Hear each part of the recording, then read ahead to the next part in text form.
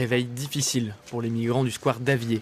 Leur expulsion avait été ordonnée par le tribunal administratif la semaine dernière. Depuis, les 400 migrants qui vivaient là le savaient, la police pouvait intervenir à tout moment. Pour la plupart d'entre eux, c'est une énième expulsion dans leur parcours.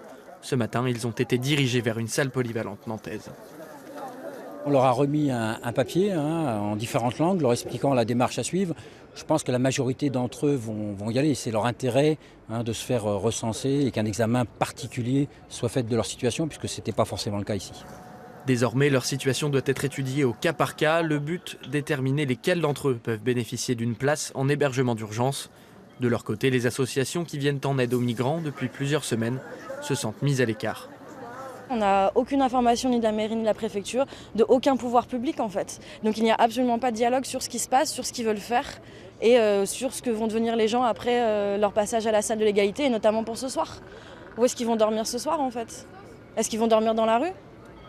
Sans tente? Sans matelas? Nous, ce qui est sûr, c'est qu'avec l'autre cantine, on prépare 500 repas et que quel que soit le droit où sont les gens, on ira là-bas. C'est sûr. La préfecture indiquait ce matin dans un communiqué que les personnes les plus vulnérables seront systématiquement mises à l'abri, de même que les demandeurs d'asile dans la limite des places disponibles. Quant aux autres, ils devront quitter le territoire.